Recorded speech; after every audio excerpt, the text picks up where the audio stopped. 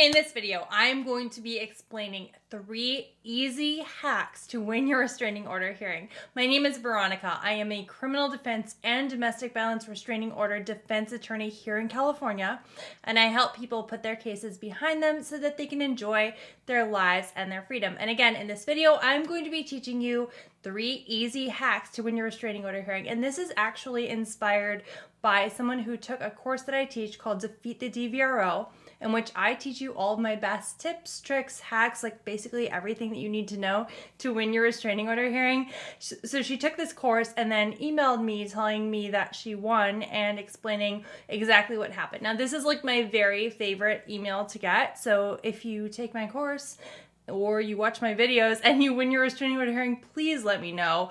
It is so satisfying to me. It's so much fun. Anyway, let's go into the 3 techniques that she used that helped her win. Okay, so hack number 1 that she used, that she learned in my course, and don't judge me, by the way, I printed out the email that she sent me.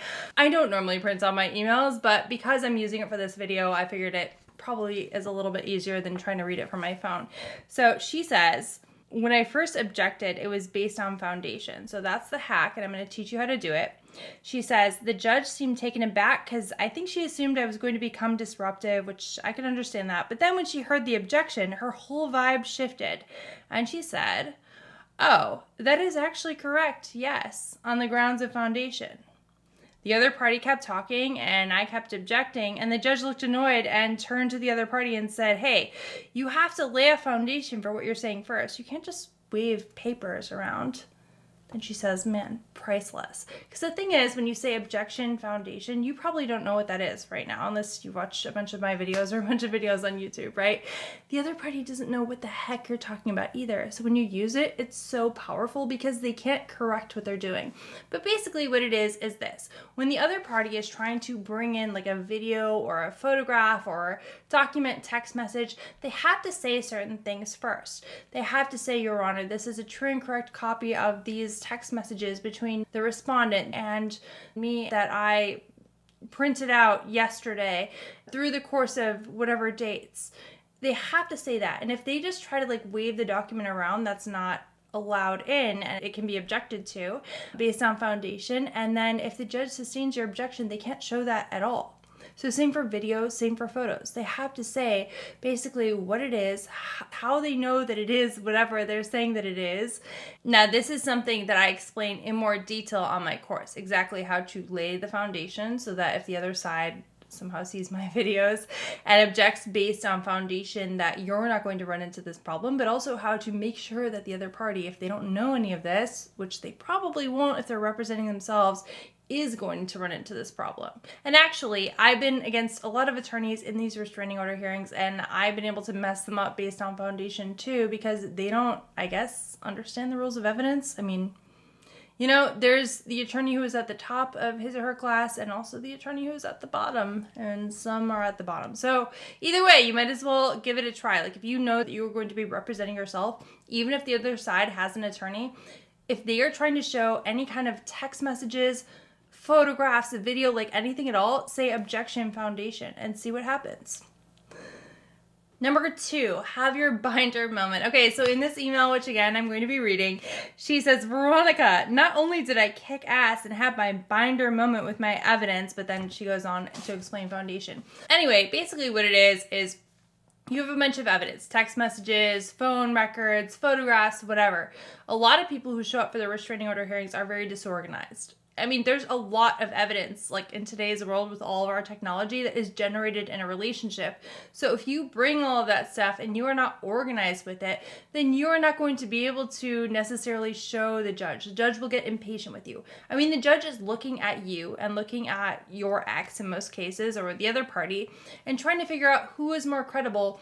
But they only have to find that one party is more than 50% credible and the other party is less than 50% credible by like the smallest increment possible. I'm not a mathematician, but you know, 50.1% versus whatever 49.9%. I hope that that's right. But even smaller than that, basically. They just have to find that one party is more credible than the other by like the smallest increment ever. And so if you are very organized and the other party is shuffling through their papers are dog-eared, they only have one copy, they don't have a copy for the judge and themselves, and it's sort of a mess, then they are not going to come across as credible because the judge has only a few minutes, basically the time of your hearing, to try to make a decision. It's rare that the judge at the end of the hearing takes more time to think, especially because they have between like 10 and 30 of these hearings per day, and they have to get through them quickly. So the judge is going to just look at both of you, what you guys are doing, what you guys are saying, what you're presenting, and then make a determination. So if you can be very organized and you can say, Your Honor, I have a binder for you, I have one for your clerk, I have one for the opposing party, and I have one for myself, that's better than a lot of lawyers even. I mean, if you can do that, you've impressed the judge. So when she says that she had her binder moment, that's what she's talking about. She had all of her documents organized in a binder with tabs that probably had, and I've advised to have exhibit, like you can buy tabs that say like A, B, C, D, E, F, G, or like 1, 2, 3, 4, 5. You can buy binders with those. Now, whether you're supposed to do the letters or the numbers depends on that particular court. If you don't know, I would probably suggest doing the numbers because it's a little bit clearer.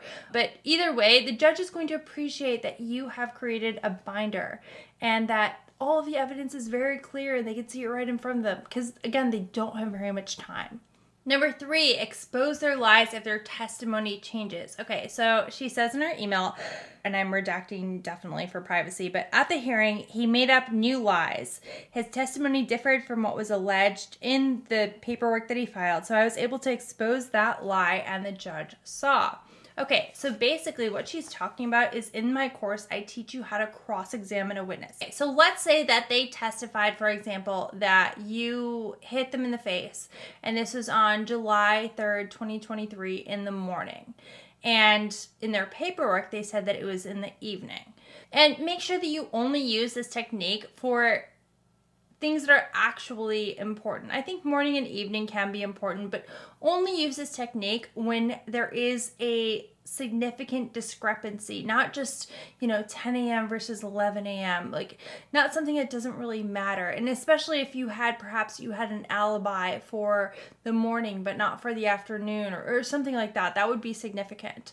What you would want to say is if they said that they're saying now that it was in the morning, they previously said it was in the afternoon, you would say, you testified that I hit you in the face in the morning. Are you sure?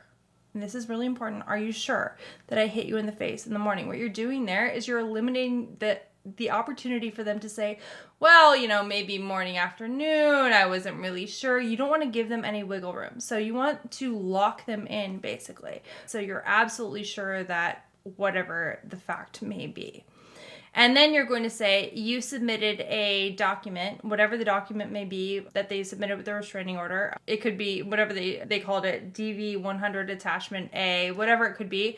You submitted a document called this. You signed it under penalty of perjury, the same oath that you are under today. Right? So that document, you want to bolster its importance. It's not just like a journal entry or something that they wrote on Facebook. This is something that they actually did sign under penalty of perjury. So if they wrote this in their filing documents and now they're changing their testimony, that's big, right? And again, you only have to be over 50% and them less than 50%. So if you can bolster your side and take theirs down a little bit, you have to do it. And they are going to say yes. They may say, I don't know, maybe. But if they say that, they're going to look stupid because they're going to look like they don't care about the oath of telling the whole truth and nothing but the truth. Then you're going to say, isn't it true that you wrote in that document that it was in the afternoon that I committed this abuse, that I punched you in the face, whatever it might be. So you're going to say, like, whatever the differing testimony is, you want to point it out. And that's exactly what the student did, and it worked. And I will tell you, when I get one of these emails, it is like my favorite thing to get.